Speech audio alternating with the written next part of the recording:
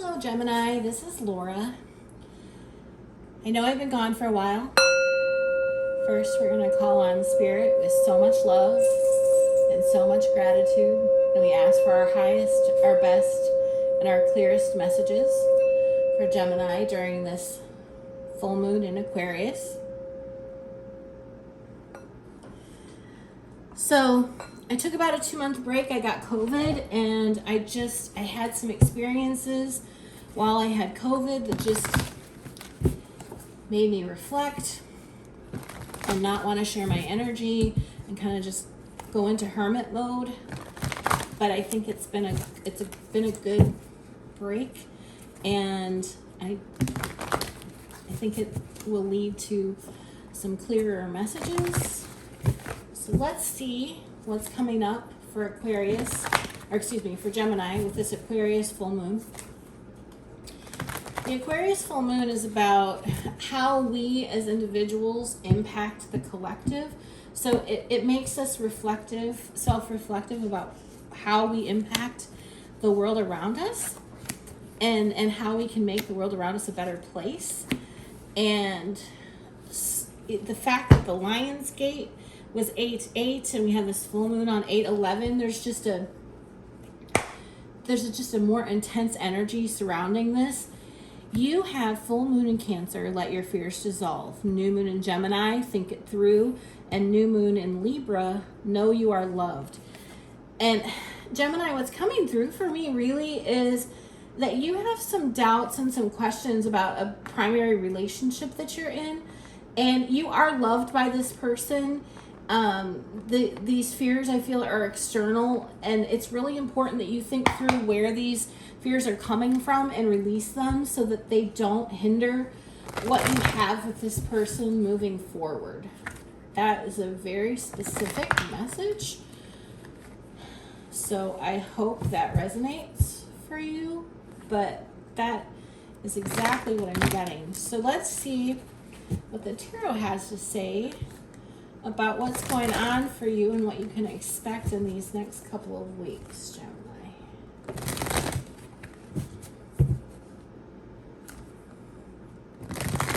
If you've never been with me before, you're going to see that I don't really like to repeat myself a lot, and I like to keep the readings short and sweet. I think all of our time is valuable, and the lengthy videos that some people put out, I appreciate the messages, but as someone who listens to audiobooks on double speed, I find that, a 20-minute astrological reading can sometimes be too long.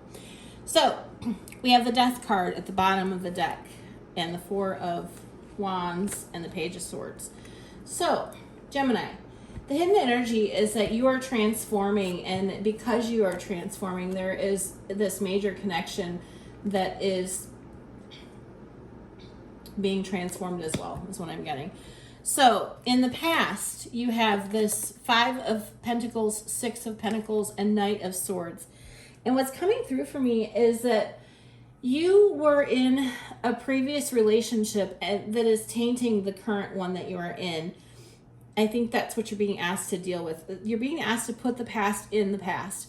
You have this 5 of Pentacles, which is this feeling of lack. You have this 6 of Pentacles, which can be reciprocity, but it's coming through for me as breadcrumbing. So you were with someone who did not fill your cup, who wasn't interested in feeding the relationship or you anything of any value.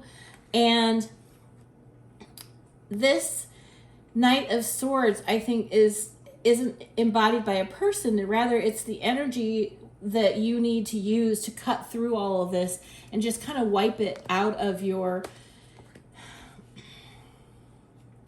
memory. I mean, it's a thing of the past, and it needs to stay there, because if you don't, you have this 5 of Swords, you have Justice, and you have the Hierophant. And so with this 5 of Swords, there's the conflict. You have this Justice card, which is a balancing out of the scales. So it could be divorce, it could be a marriage proposal, but it's a balancing out of this negative energy is what's coming through for me. And so you're really being asked to leave the negativity behind you, to put all of those fears to rest, because they just don't have a place in your current timeline or your current space. You're heading into something that is very equal, that's something that is very balanced, that is you're going to create this solid, stable foundation with someone. It's going to have the foundation of tradition, but I feel like there's an element to it that's not necessarily traditional. I don't know where that's coming from, but regardless, here's what you have to look forward to. So you have this 3 of Wands, the 7 of Pentacles, and you have this Chariot, which is also another 7. So you are in a period of progression.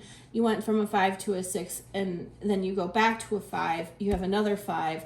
You have a 3. Then you have these 2 7s. So you're advancing. You're kind of jumping over a little bit, and you're jumping over into this 7 energy from the chaos of the 5 to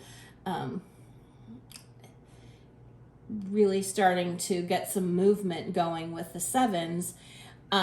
This 3 of Pentacles for you is you recognize that you've put in this work, and you're in this period of waiting for these ships to come in. Same energy as the 7 of Pentacles. You know that you have sown good seed into the ground, and you're waiting to be able to harvest these until they fully mature. Because once all of that happens, you're going to be ready to move on to this phase of your life, this timeline of your existence, where you are going to have that balanced, committed, stable, traditional relationship. That's what I'm seeing for you. There's a lot of transformation for you coming, and the leap for you will be letting go of your fear, because once you release that fear, it's been like a lead balloon tied to you, and once you let go of it, you're just going to pop up and over and into this new timeline is what I'm getting, Gemini. So I hope that this resonates and helps you kind of put to rest some of those lingering fears that you might have, because the sky is bright and the sky is the limit. You just have to let go of some of those things that are holding you back. So I hope you have a great couple of weeks, Gemini. Take care of yourself. Hello, Laura with Listening with Love Tarot. I just want to thank you for watching the video to the end. If you like the content, please like, share, subscribe, and comment. It helps me know which direction to go.